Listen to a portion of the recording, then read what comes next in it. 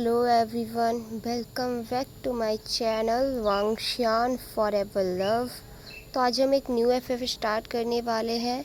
तो मैं FF start करने से पहले आप लोगों से रिक्वेस्ट करना चाहूँगी, अगर आप मेरी वीडियो पे पहली बार आए हैं तो प्लीज़ मेरे चैनल को सब्सक्राइब कर लें एंड वीडियो को लाइक कर लें। तो अब हम अपने एफएफ की तरफ चलते हैं।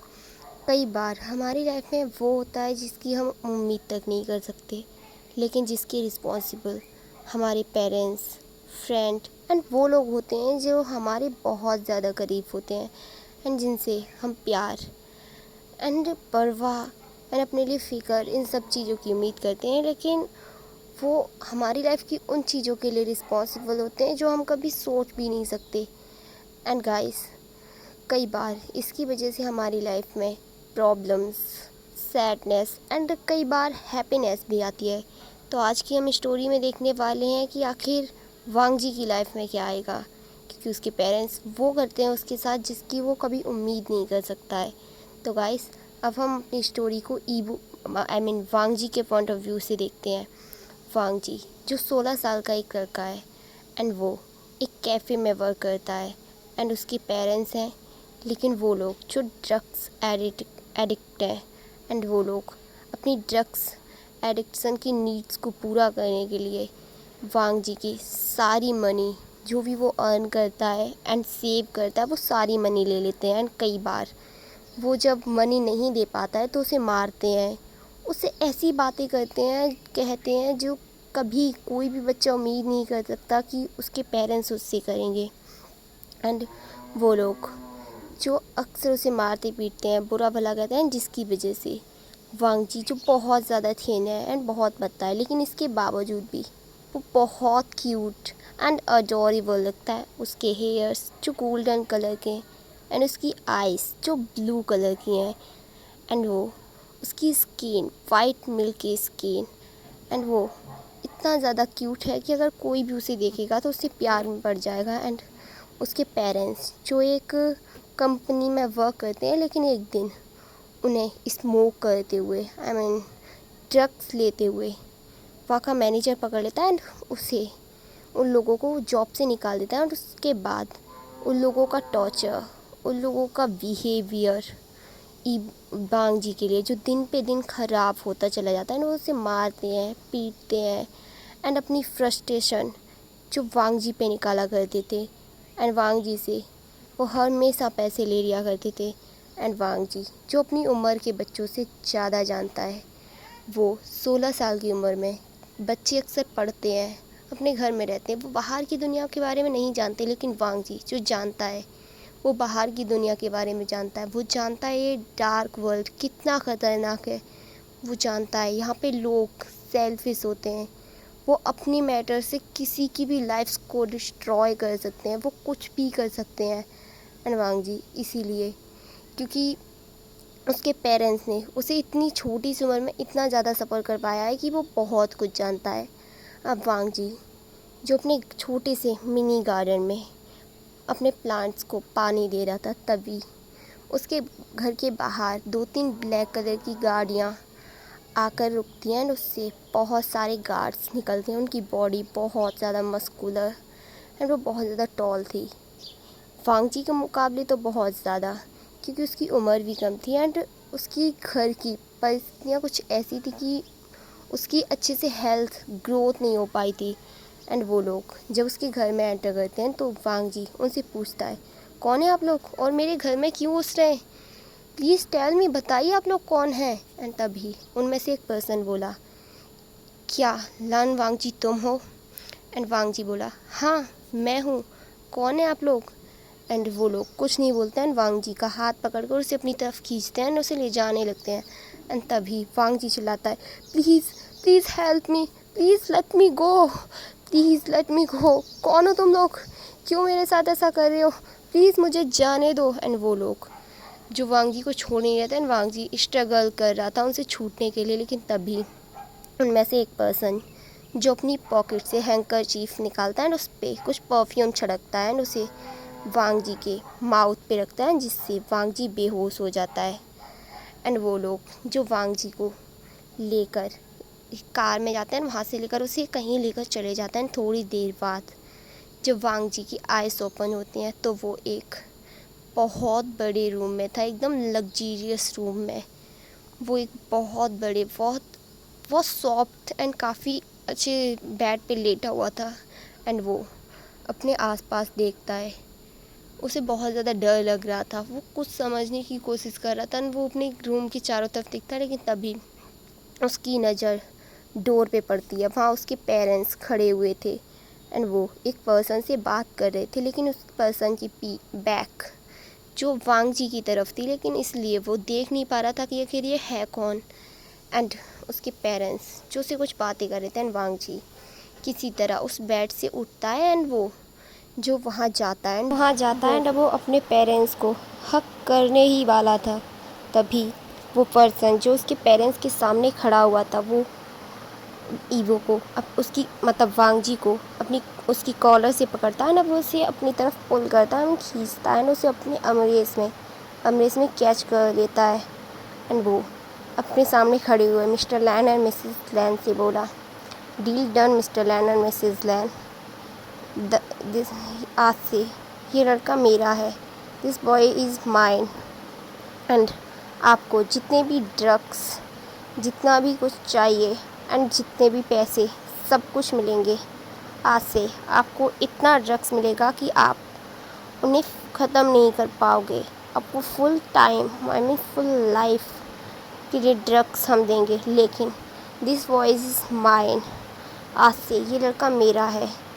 एंड ईबो जो ये सुनने के बाद और ज़्यादा स्ट्रगल करने लगता है उसकी बाजू में।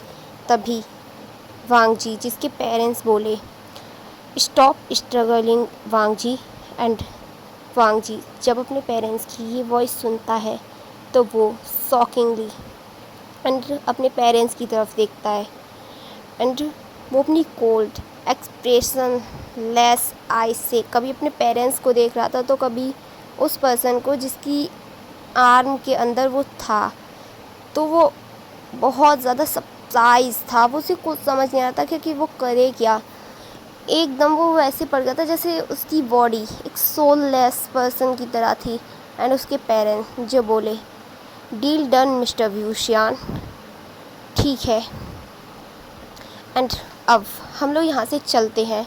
एंड ये सुनने के बाद वांग जी जो बहुत ज़्यादा डर जाता है, वो चिल्लाने लगता, मॉम मॉम डैड प्लीज़ मुझे अपने साथ लेकर जाइए, mom dad dad please please don't leave me, please not go, please mom please dad. लेकिन तभी वो पर्सन जो ईबो को अपने साथ खींचता है एंड उसे बेड पे लाकर फेंक देता है एंड वो उसके ऊपर आ जाता है एंड उसके लिप्स को लिक करते हुए उसकी तरफ देखते हुए बोला, you are mine only mine. End of scene Wei Wuxian ये चाइना का मोस्ट बिजनेसमैन है एंड इसके साथ साथ ये एक माफिया भी है। एंड उसके नाम से ही लोग कांपते हैं। बहुत से इलीगल वर्क्स जैसे ड्रग्स स्मगलिंग और ह्यूमन ट्रैफिकिंग और बहुत से ऐसे वर्क जो इलीगल हैं वो उसके अंडर आते हैं। एंड विभूषियान ये एक ऐसा नाम है चाइना में जिस नाम से हर इंसान कांपता है। एंड वो एक माफिया होने के साथ साथ चाइना के टॉप मोस्ट बिजनेसमैन में नंबर 1 पे आता है। एंड ये एक हार्डलेस पर्सन भी कह सकते हैं, इसके अंदर कोई इमोशंस नहीं है। एंड ये अब बैक टू प्रेजेंट। एंड अभी वो पर्सन जो वांग जी से बोला, विभूषियान वांग जी से बोला, तुम मेरे हो, याद रखना तुम आज से वही करोगे जो मैं करने को कहूँगा। तुम अपनी इच्छा से कुछ भी नहीं कर सकते क्योंकि तुम मेरे स्लेव हो तुम मेरे। एंड वांग जी जब ये सुनता है तो वो बहुत ज़्यादा डर जाता है एंड वो उससे बोलता है, please please leave me, please मुझे जाने दो, प्लीज़ चले जाओ। लेकिन तभी वो पर्सन जो वांग जी के हैंड को पकड़ता है ऊपर को पुल कर देता है बोलता है, जस्ट शट अप, चुप रहो तुम और मेरी बात सुनो, तुम मेरे हो, और आज से तुम वही करोगे जो मैं करने को कहूँगा, वरना I will punish you, I will punish you baby. अगर तुमने मेरी मर्ज़ी के अलावा कुछ करने की कोशिश की, आज से तुम सिर्फ वो करोगे जो मैं चाहता हूँ। और एक और बात, अगर तुमने मुझे डिसऑबे करने की कोशिश की ना, तो I kill you, I kill you.